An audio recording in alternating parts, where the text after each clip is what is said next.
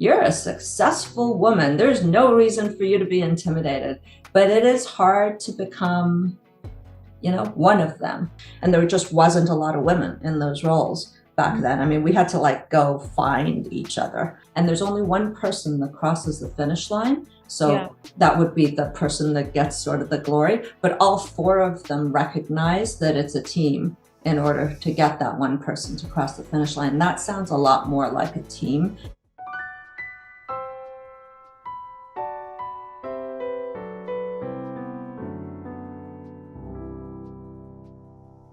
Hello and welcome to another fantastic episode of Pitch Cafe podcast. This is a place where I bring you face to face with some of the most amazing minds on the planet. This is a place where you pitch world-changing ideas over a cup of coffee if you have it. Today's guest is no less than a change maker and a game changer. To me, all she had to do was one small gesture of applause. Applause to what? There was this amazing panel at the International Women's Day at FalconX B2B Accelerator, and there was a panelist who was talking about cheering homemakers, giving them incentives, standing up for them. And only one hand went up in applause, and that was Mona Sabet. And that's when I realized this is the person I must bring on my podcast. And guess what? After she did that, the whole audience were roaring with applause and they supported this cause. Do you realize how women have underplayed their role over several centuries? Even though we are in the modern age, past 21st century, today also we are underplayed. We need voice like Mona here to bring about this change. And that's exactly what I want to do in this podcast. All you girls who feel your voice can't be heard, this is the podcast you want to listen to. Without further ado, let's bring on Mona Sabet. She is industry leader, community builder, corporate strategy expert, but today her role is Chief Corporate Strategy Officer at UserTesting, a board member and advisor to several causes and women empowerment initiatives. Mona, welcome to the podcast. It's so exciting to be here, Vida, and I want to just maybe jump in before you even ask me a question because I loved your introduction, and it made me think of a presentation I used to give a while ago about leadership. And the presentation really is about, and it's based on a lot of, books and research articles that have been printed. But when you think about the definition of a leader, it really means that you have followers, right? If you're going to be a leader, you must have followers. And when I talk about that to people, sometimes they get a little confused. Like, I'm not sure, that's not how any traditional leadership book talks about leadership. They talk about certain skills and management skills and confidence and all of that stuff. But definitionally, you cannot be a leader without followers. And the most interesting thing is that the first follower that you try and get is the hardest one. And because people generally don't want to jump in and do things unless there's already a critical mass of people around them that are doing the same thing. It's our natural human instinct. And so leaders are people who are willing to be the first one out there and stick around long enough being the first one out there, which is really sort of a position of vulnerability, because if nobody joins you, then you sort of look a little silly, right? Yeah. But having the courage to be the first one out there and stick around long enough until you can bring other people along. And when you talked about me being the first person to clap, it wasn't that courageous of a thing to do, but I do think about so many people I know who could become great leaders, but it takes that courage of being out there alone and vulnerable for long enough for other people to join you. Amazing. Mona, that's why I wanted to invite you. What an amazing thought to open this podcast with. So let's really get to know Mona Sabet. Who is this person who can live with such amazing ideas and share such amazing ideas? So Mona, here is my first question to you. Who is Mona Sabet?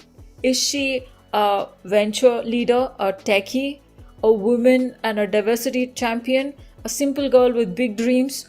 Who is this woman behind you? Who are you? That's It's a hard question. That makes me think I'd go down a lot of different paths, and this makes me think of a TED Talk that I heard a while ago that it's one of my favorite TED Talks ever. It was by a Nigerian woman, Chimamanda Adichie, I believe her name was. I don't know if you've ever watched it, but you should. She talks about the danger of a single story. Have you watched it? Yes. Isn't it awesome? Yes.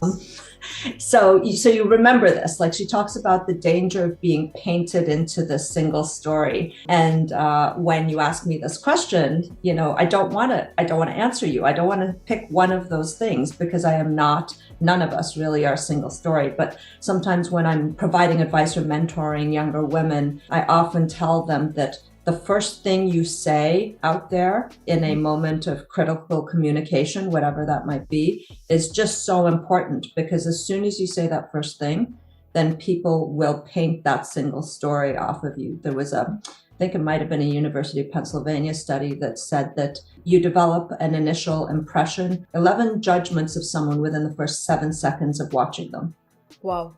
And so before your audience has even listened to me speak, just looking at me for 7 seconds, they've developed 11 judgments about me. And so the first words that come out of your mouth are so important, because it takes something like another 10 things to change an initial perception that you have of someone after that. So it's much harder to change perception. We're humans, we're not, perfect and rational. But I'll say things like, what if I came out and I said the very first thing I told you was, well, what I really am is I'm an immigrant.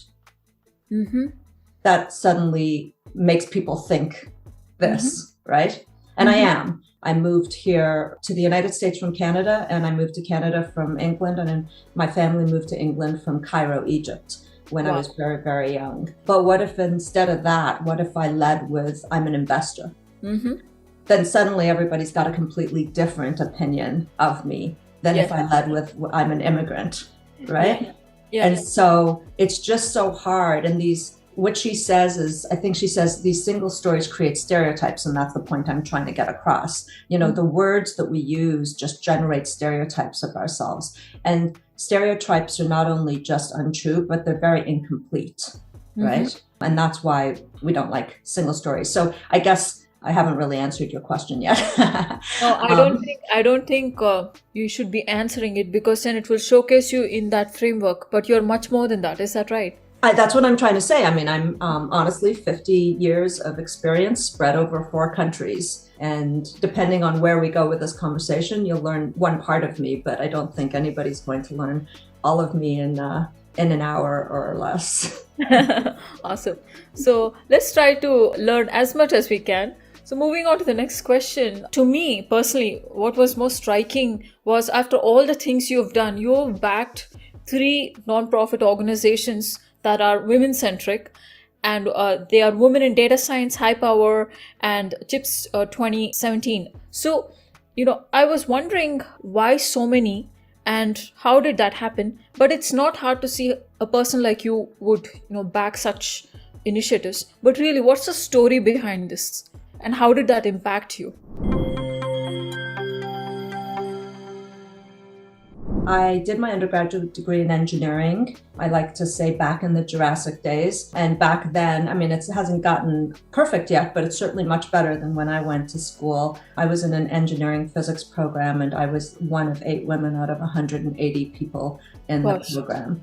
And that was really, I'd never really thought about myself as a woman or a girl, I guess, before that, until I sort of had that experience. It was interesting. I switched into chemical engineering in my second year, and there were more women in the chemical engineering program than the engineering physics program. And, it's hard to understand why teenagers make the decisions that they do, but I have to believe that sort of the evenness or the unevenness of the ratios had to do something with it, and my, I guess, level of discomfort in that. Anyway, that sort of set the stage, I think, for me. I moved from engineering to law. I got my law degree, and while there's definitely more women in law than there were in engineering, in law firms, especially at the time, there were mostly male partners. And so I've had, as most women have in their careers, a very male-dominated experience.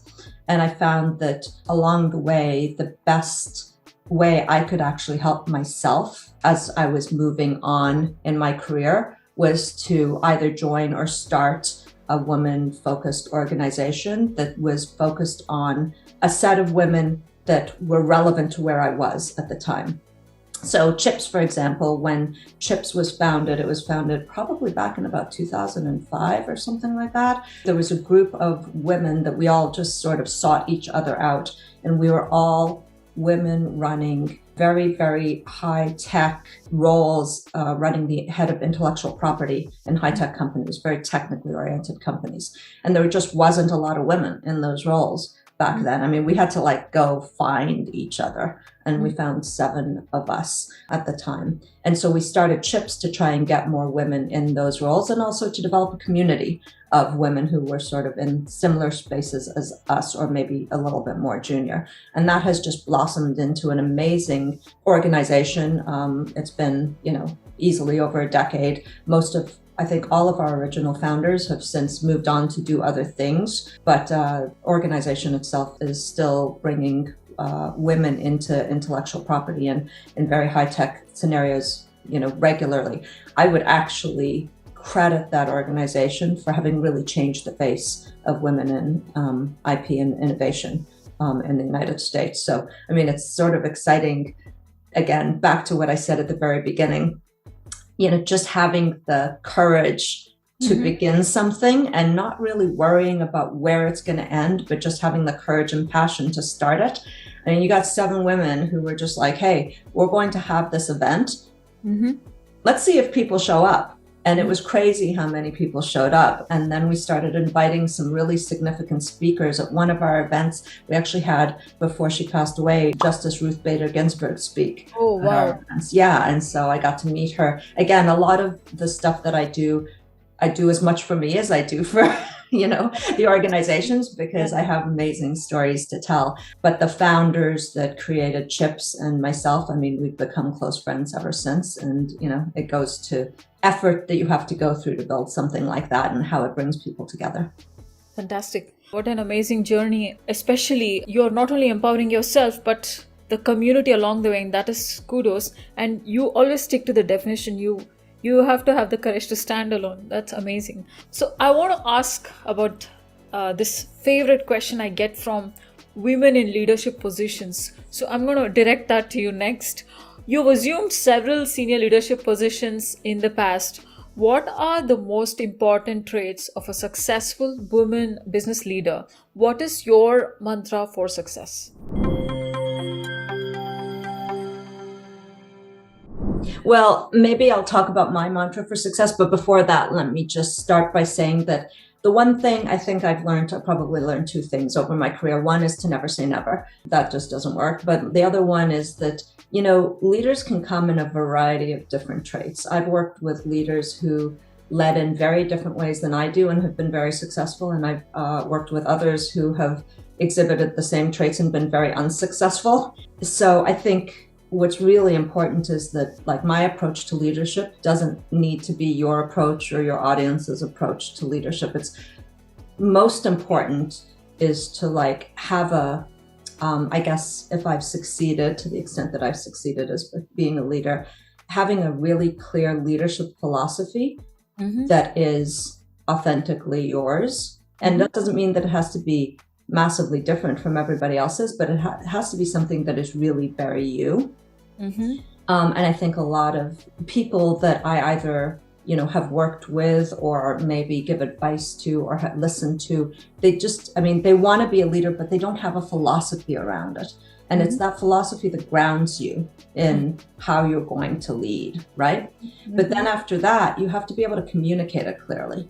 And there's a saying that says, I guess it was, some scientist, maybe Pascal, who wrote a letter and said, I'm sorry I made this letter so long, but I didn't have time to make it shorter. Being able to communicate concisely and clearly is a very hard thing to do. It takes a lot more effort than just me talking as I am right now in your podcast. So that takes effort. And then back to courage. having the courage to act consistently on it, because consistency is how people will start trusting you. The leaders that, and I'll call them leaders, that I think have not succeeded, that I've experienced in the course of my career, are ones who show up differently all the time, and you just don't know like what you're going to experience in any particular day, right? That's a little scarier than having someone who's really hard-nosed and, tough to deal with. At least you know what you're going to deal with, and you can choose, I'm going to be part of that relationship or I'm not going to be part of that. But the other one is just, it's terribly confusing. The lack of consistency also, I think, creates a brand in people. And I think that this is something that people really don't appreciate. When you're if you say one thing but you keep doing another, your brand is lack of credibility. Yes. Yeah. I mean, I'm sure you've experienced that yourself, right? Yes. It's at a level, it's a hypocrisy, you would call, and human beings intuitively don't trust such a behavior because, it's just a defense mechanism. There's something else out there. Something else is coming out. I don't want to trust this. That's right. You don't know what's going on behind the curtain. And, you said the word trust. Trust, as we all know, is the very foundation of, being able to work in society as a team, as a leader, anything like that. But we use the word trust and we don't know what it means. And it really means consistency so that people know what they're going to get, right? So if you apply it outside of personal leadership and into the corporate world, I love thinking about personal growth in terms of corporate growth because it's so much easier for people to understand it when I talk about business, and then so much harder when they apply it to themselves personally, right? Yeah. But when I think about corporate world, companies develop a brand and then they act against that brand, and they make sure they have lots of people in the marketing department and the legal department making sure that everybody is being consistent against that brand. We spend a lot of money in businesses making sure that the brand maintains consistency. And there's a reason for that, because then the people who are attracted to that kind of brand will become loyal followers. And the people who aren't, right up front, that's not your target audience. That's not the people that you're going to be leading with, right? And the biggest downfalls in corporate America are brands that have failed what they set out to promise to do, right? So you think about, for example, Enron, right? Which had a brand, and perhaps it was like large corporate oil brand, but it was still a highly successful brand until we found out that they were all cheating. And that's an extreme example, but you can also find other brands that perhaps, just did not live up to what they promised the world and therefore have just not been able to be successful. So I bring that back to a person. And if you have a clear leadership philosophy and then you're consistent about that, then I think there's going to be some people who say, I don't like working with that philosophy, and that's okay. I think one of the things that particularly women do not feel comfortable with is having people say, I don't like that about you. Wow. Yes. Yes. We feel uncomfortable with it. I think, and I'm overgeneralizing here, but more so than, your traditional alpha masculine trait. And so, but that's the most necessary thing, is to realize that you're not going to make friends with everybody. You don't apply to everybody. You can't lead everybody. And so you have to be comfortable. And this is why it becomes authentic. And the way I act, the way I lead can't be the way you lead, because you're going to attract the people that are similar thinking to you as you lead them. So I don't know, how does that ring true before I tell you about my leadership philosophies? No, this is amazing. So you're essentially asking yourself to learn your own leadership style. That's the most fundamental thing we need to understand. And this whole example you gave about people not being comfortable with, if someone tells them, I don't like that about you. I never thought about that. How much I try to modulate my behavior. So in fact, this person is not meant for my style of leadership. I will never agree with that. It's a very feminine trait. But no, this is a total revelation. I like that. Yeah. And this whole process of consistency, philosophy of consistency, I heard it from many mentors. It's definitely something to underline. You have to be consistent in your behavior to create trust. Great. So you kind of nailed it there. the bare essentials of leadership. But you had interesting frameworks there. I did. Last time. Please, I'm waiting for that. For me personally, and again, this is me, and I spent a fair bit of time thinking about how to reduce everything I believe in a leadership philosophy into a very, very small, concise, and clear set of statements. And I have 3 of them, and I put them up on my website so that everybody's very clear about who I am. Again, a very vulnerable thing to do, right? But my 3 are, and I'll tell you them and then we can talk about them. One is confidence over certainty. One is tribes over teams. And my last one is why over what. Awesome. And that's sort of what my leadership philosophies are. And so what does that mean? So confidence over certainty. In fact, we were just having a conversation this morning where we had to, we've been talking about how to approach a particular business challenge. And we've been talking about it for a long time. And we keep having these conversations. And what I think we are looking for, at least the team is looking for, and what the team has said they're looking for is, well, we want more data. We want more data. We want more data. And I truly believe that, that's the certainty. I want certainty before I act next, right? And that is probably really important in a few businesses where it's critical to know exactly what the consequences are of every step you're going to make before you make it. So, if I'm designing a space shuttle, you probably want certainty first. Also, if you're designing a space shuttle, you probably don't want me as a manager or a leader because it's not my strength. It's not my leadership philosophy. So I would stay away from those kinds of businesses, right? But for the vast majority of the businesses that exist in the world today, you don't need to be as buttoned down as when you're designing a space shuttle, And in my opinion, the real value is that you're better off starting to work immediately rather than to analyze it to death, right? Analysis paralysis. So I think that it usually means that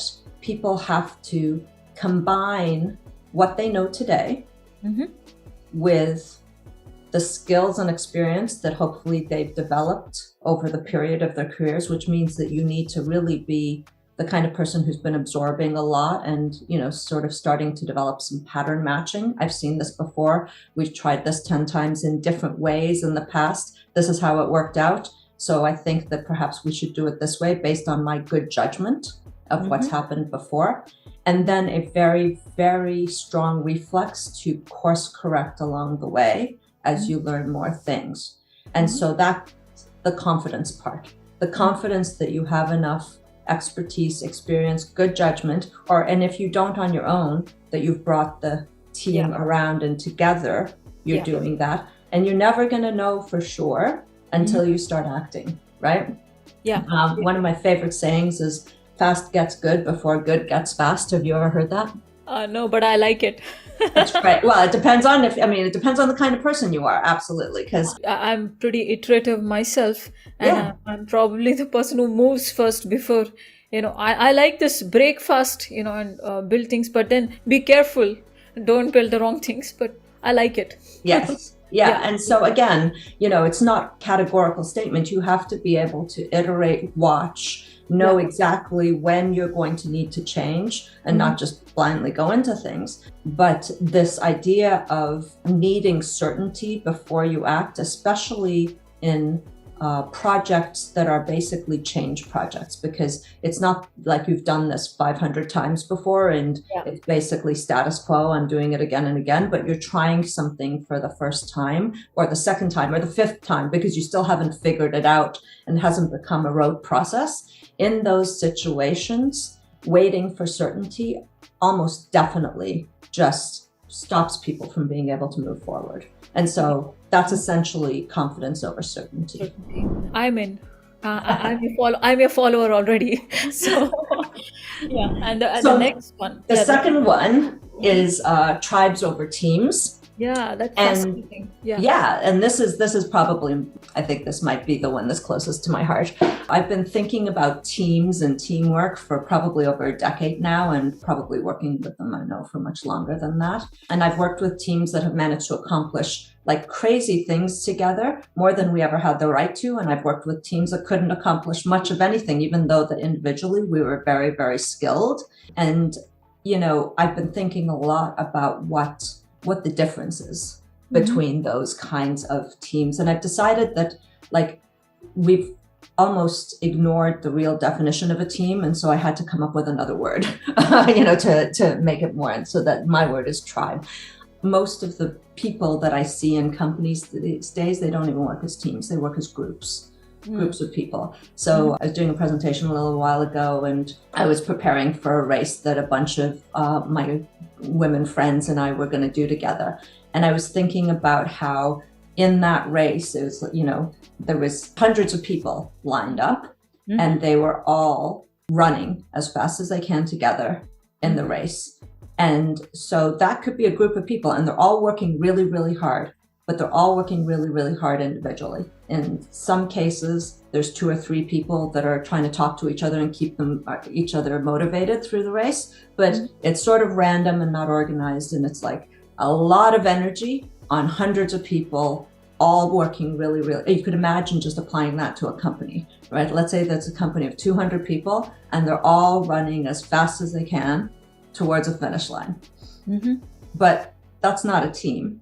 That's not a team. Yeah, they're not aligned. They're not doing anything together. They're not relying on each other. My younger son, is on a track team. And so one of the things he does is relays. And what I really like about the relay is that there's 4 people on a team, and they're all picked for the role that they can play best in each one of those 4 legs of the relay.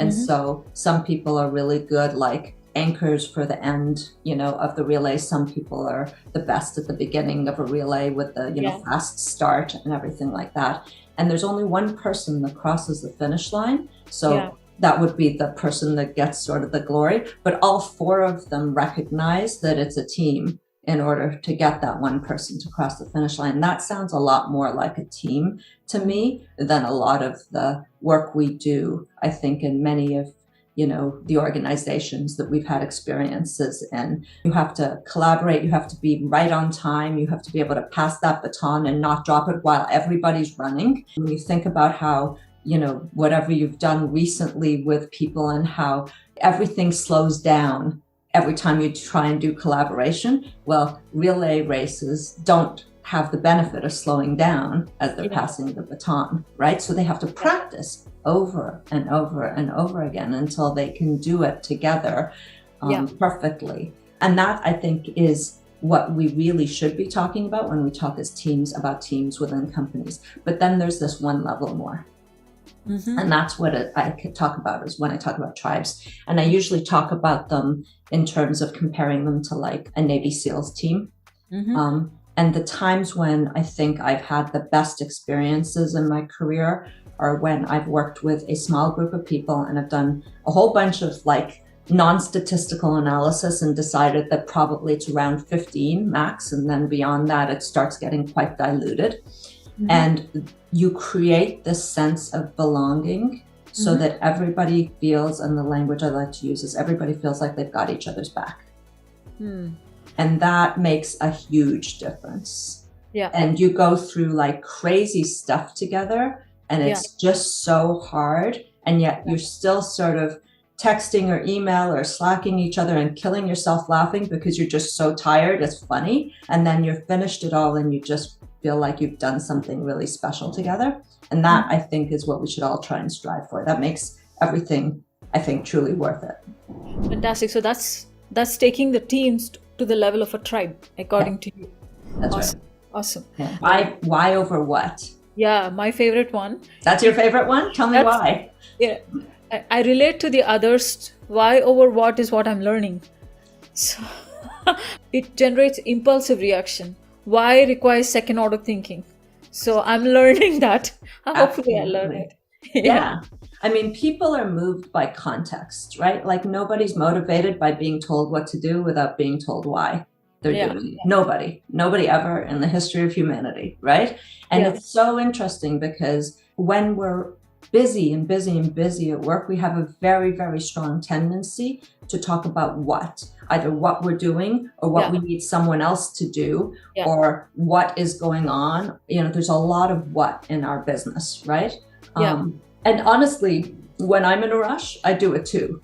So I'll send out an email and I'll say something like, I need this to be changed. And I don't explain the fact that I've had conversations with a set of people and that resulted in me learning something new that I didn't know before. And that, made me think perhaps this is what we do is less effective and relevant than it used to be. And that's all really important why information, that if you said that and if you just took the time to actually say that in a communication, you'll bring these other people who have to do the work on board, or who have to follow you on board, or you have to build a tribe together, or any of the things that I just finished talking about, right?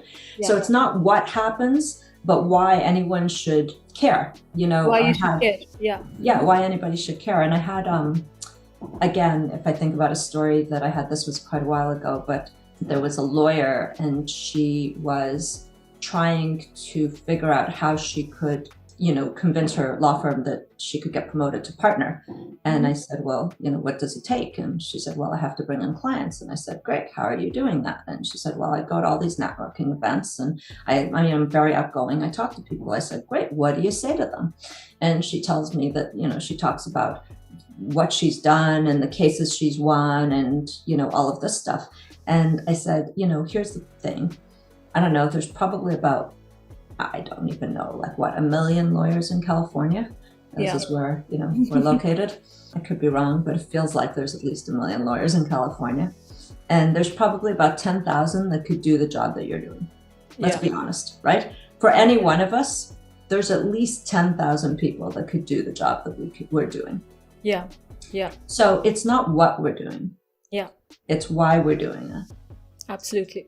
Yeah. And so that's why I think it's, the third and most, one of the most important of my leadership philosophies. So one of my first books was on purpose of life. What is your inner guide?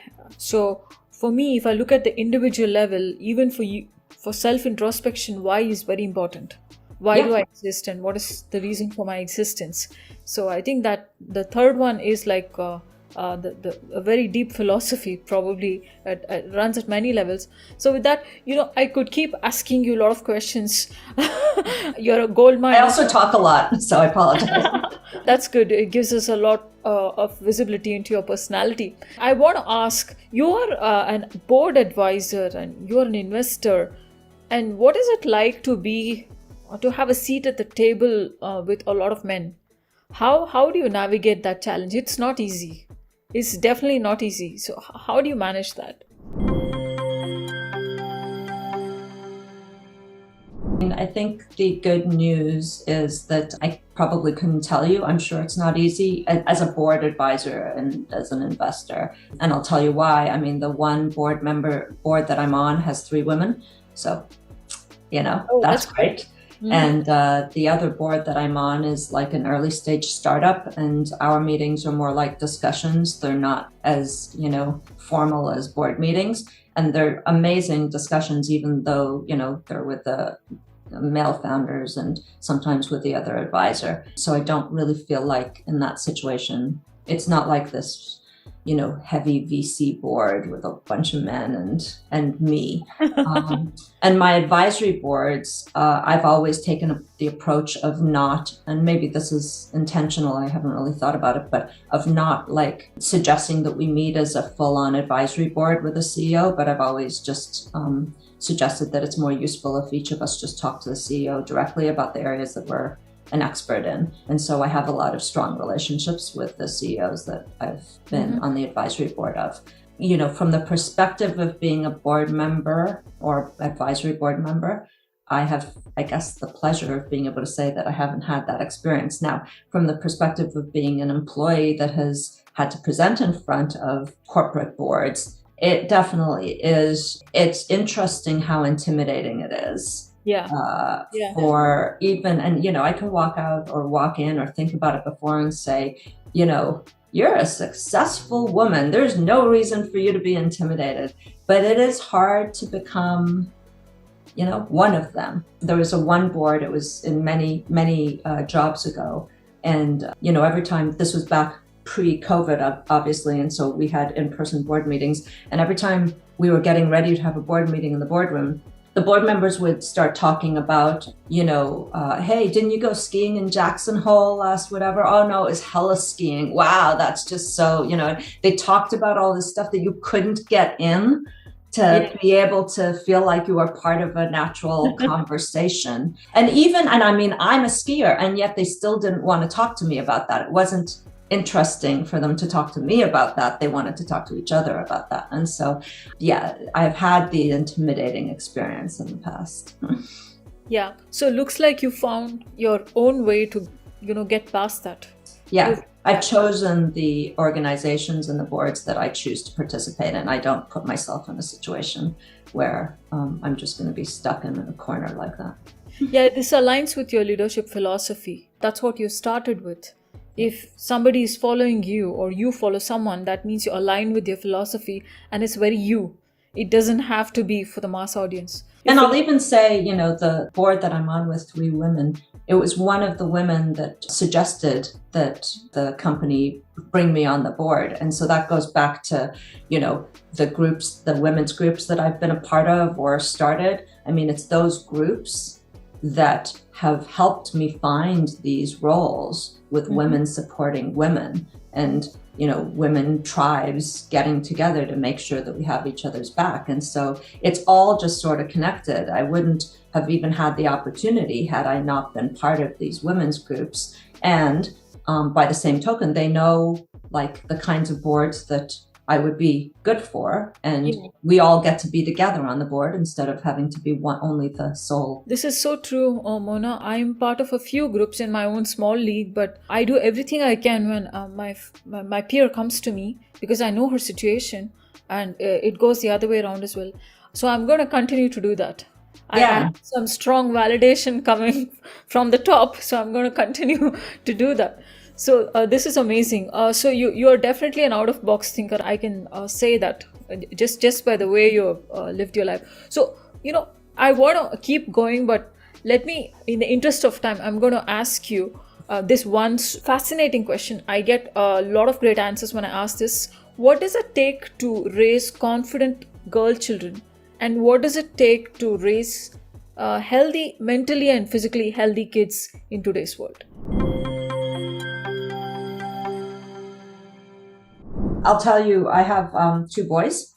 But I'm raising boys that I think are very, very aware that as a society, we need to be more inclusive. I mean, I'm just proud of them in so many ways. They're actually better than I think my husband and I are in many ways, and how we think about things. So I think I have a lot of faith in the next generation. But I do believe that, the biggest thing I think about children is being able to raise them with resilience.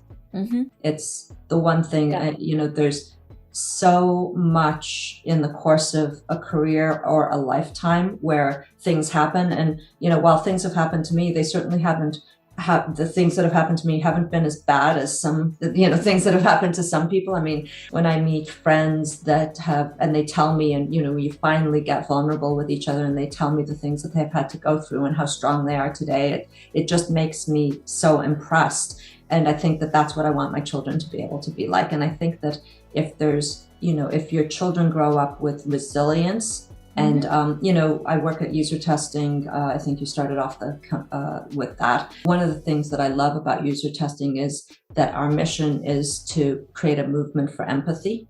We're focused on empathy, and we do that by making it really easy for organizations to get real perspectives from real human beings. So not bots, not algorithms, not all the things that we're worried about in society today, but real people and how they react to, our customers' products and offerings. And it's all really about impact and empathy. And so I think one of the reasons why I love working at UserTesting is because it's like a lot of the things I think about that's exactly how you want to raise your children too, right? Empathy and resilience. And it's probably the best you could do. Yeah, I think that's really good advice. If you're looking at the corporate world, the kind of roles women assume, even in the society as leaders, the most important thing they lack right now is resilience. They don't push back or they don't stand on their own. They're looking for some sort of validation. And empathy, definitely, Mona. This is the future of the fourth industrial revolution. We want purpose centric organizations. We want organizations where employees are not resources, they're treated as humans. We want human centric organizations. We've got to move from data centric to human centric. And we don't have to, we've just gone way over to one side, and we just have to come back to the middle. And, we don't have to have, I don't believe in organizations that are 100% focused on empathy and the employee and nothing else. We are businesses and we must make a profit.